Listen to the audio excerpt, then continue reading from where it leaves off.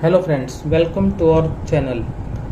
Students, we shall solve student assessment test set to October 2021 class 11 subject economics.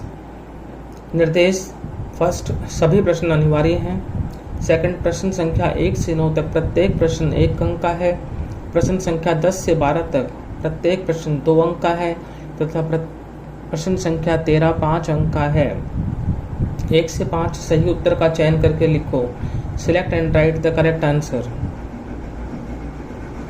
First question है, जब किसी श्रृंखला का माध्य एक दशमलव संख्या हो तो कार्ल पियर्सन के सहसंबंध गुणांक की गणना के लिए किस विधि का प्रयोग किया जाना चाहिए? ए प्रत्यक्ष विधि, बी लघु विधि, सी पद विचलन विधि, डी इनमें से कोई नहीं। तो स्टूडेंट्स, यहाँ पर आपका करेक्ट आंसर होगा ख लघु विधि, बी शॉर्टकट मेथड। इसके बाद आपका आता है, कौन सा सहसंबंध गुणांक सबसे मजबूत धनात्मक सहसंबंध दर्शाता है? उसके बाद यहाँ पर आपका जो ऑप्शंस हैं ये आप देख रहे हैं, r = 0.4, r = 0.2, r = 0.09, r = 0.8। तो students, which correlation coefficient indicates strongest positive relationship? तो ऑप्शन सी r = 0.09 आपका करेक्ट आंसर है। उसके बाद है आपका क्वेश्चन नंबर 3, आय और उपभोग के बीच सहसंबंध किस प्रकार के सहसंबंध का उदाहरण है? धनात्मक, ऋणात्मक, शून्य, इनमें से कोई नहीं। Correlation between income and consumption is an example of which type of correlation? तो स्टूडेंट्स, ये है आपका धनात्मक यानी पॉजिटिव। तो ए ऑप्शन जो है वो यहाँ पर करेक्ट है। क्वेश्चन 4, सहसंबंध गुणांक के परिमाण की सीमा क्या है?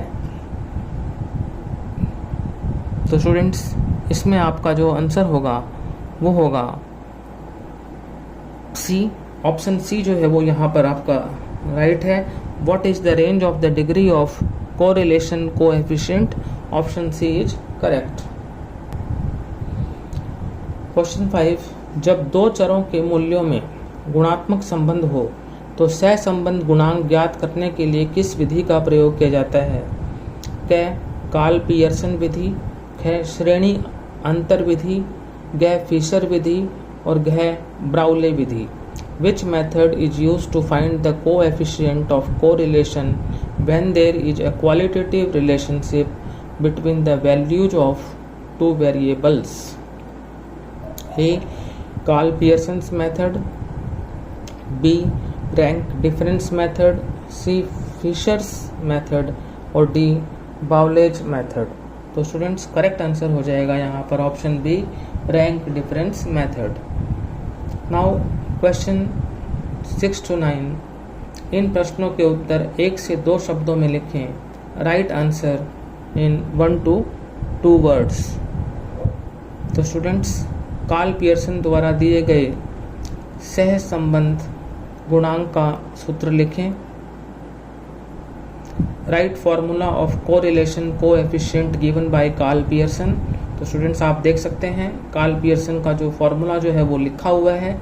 नाउ क्वेश्चन नंबर 7, यदि दो चरों के मूल्यों के बीच सहसंबंध -1 हो तो इसे क्या कहा जाएगा? What would it be called if the correlation between the values of two variables is -1?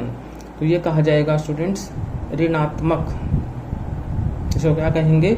ऋणात्मक। क्वेश्चन नंबर 7 मैंने आपको बताया ऋणात्मक, जिसे इंग्लिश में कहते हैं negative. What would it be called if the correlation between the values of two variables is -1?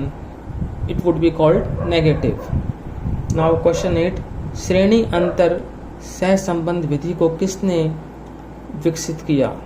Who developed the rank correlation method? हमसे पूछा गया है कि जो रैंक कोरिलेशन मेथड है इसको किसने डेवलप्ड किया था? तो स्टूडेंट, इसको डेवलप्ड किया था स्पीयरमैन ने। नाउ क्वेश्चन नंबर 9, सहसंबंध गुणांक हमेशा धनात्मक होता है। coefficient of correlation is always positive, whether it is true or false। तो स्टूडेंट्स, ये जो है आपका जो कथन है ये असत्य है यानी फॉल्स है, तो ये आपका आंसर हो जाएगा। तो स्टूडेंट्स, अब आते हैं हम क्वेश्चन 10 to 12 पर। इन प्रश्नों के उत्तर 20 से 30 शब्दों में लिखें। Write answer in 20 to 30 words is. सहसंबंध ज्ञात करने की प्रमुख विधियां कौन सी हैं? What are the main methods of estimating correlation?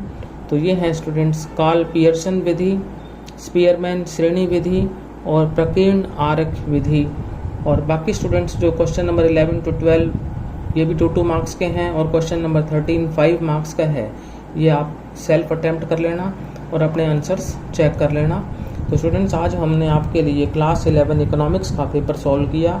यदि आपको अच्छा लगा तो हमारे वीडियो को लाइक करें, शेयर करें और हमारे चैनल को ज़रूर सब्सक्राइब करें। Thank you.